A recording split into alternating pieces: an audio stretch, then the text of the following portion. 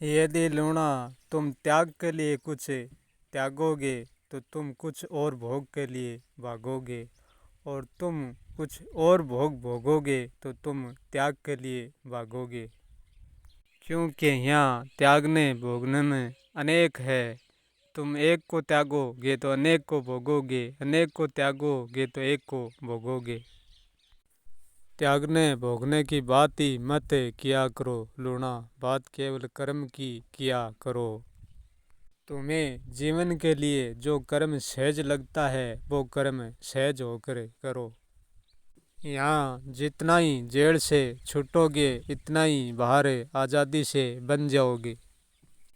तुम्हें लगता है कि लूणा कर्म तुम करते हो, नहीं, कर्म तुम नहीं करते हो, कर्म तुमको करता है और कर्म तुमसे होता है। हमें किसी को लूणा त्याग की सीख देते हैं, उसी समय ही हम भोग की सीख भी दे देते हैं। हमें सीख देनी है तो लूणा ऐसी सीख देनी है, प्रकृति का पत्ता भी नहीं उखड़े, और केवल सीख कर्म की देनी है, त्याग भोग की नहीं।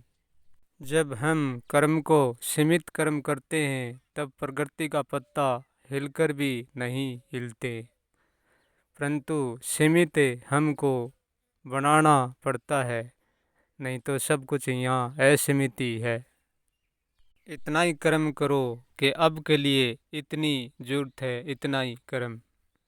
यदि लोगों को हम त्याग की बात कहेंगे तो वह झिझक जाएंगे, और हम भोग की बात कहेंगे तो वह और भटक जाएंगे। इसलिए सीमित होना सबको सिखाओ। बातों को हद से ज़्यादा बड़ा मत बनाओ।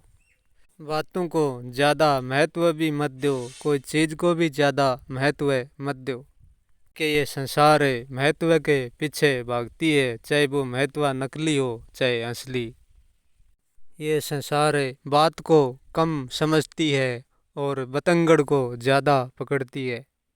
यहाँ किसी को सुखी बनाने की कोशिश मत करो, जगाने की कोशिश करो। सुखी बना दोगे तो वो दुख से और भर जाएगा, क्योंकि दुख की जड़ सुख में ही है। तुम उनको जगाओगे तो दुख सुख से उनका निदान हो सकता है। यहाँ बातें जैसी हैं वह वैसे ही रहनी चाहिए।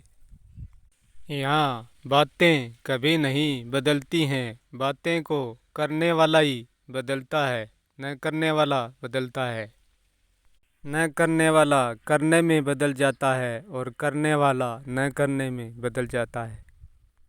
यहाँ किसी को क्या समझाना है क्या नहीं समझाना है, मूल तत्व इस बात का हिसाब नहीं रखता है, ये तो समझाने वाला ही जानता है। यहाँ अच्छी बुरी बातों से मन बुद्धि चित्त अहंकार छोटा बड़ा हो सकता है, परंतु जीवन की असलियत तो वह की वही रहती है, वह छोटी बड़ी नहीं होती है।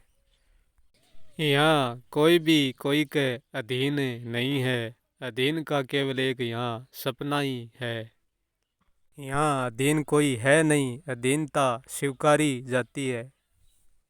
जो भी व्यक्ति जिसकी अधीनता स्वीकार लेता है वो उसी समय उसका अधीन हो जाता है। जैसे दूसरे की अधीनता स्वीकारी जाती है, ऐसे अपने आप की अधीनता आप पर स्वीकारी जाती है। कोई अपने मालिक की अधीनता का आदी है तो कोई अपनी अधीनता का आदी है, परंतु ऐसा तो कोई जो ही है जो वो अपनी भी अधीनता नहीं स्वीकारता है, वो मालिक की अधिकारता अधीनता तो स्वीकारता भी नहीं है। हम और तुम लूणा जितना करेंगे उतना ही हमसे होगा, और जितना हम नहीं करेंगे वो हमसे नहीं होगा, और हम जितना देखेंगे इतना ही हमको दिखेगा, और जो हम नहीं देखेंगे वो हमको नहीं दिखेगा। और ये बात सब पर निर्भर करती है कि सब क्या देखते हैं और क्या करते हैं, क्या नहीं करते हैं, क्या नहीं देखते। हम क्यों जानना चाहते हैं लूणा, हम पर किसका दबाव है। यूं लगता है कि हम जानने और अनजाने में दोनों में फंस गए हैं।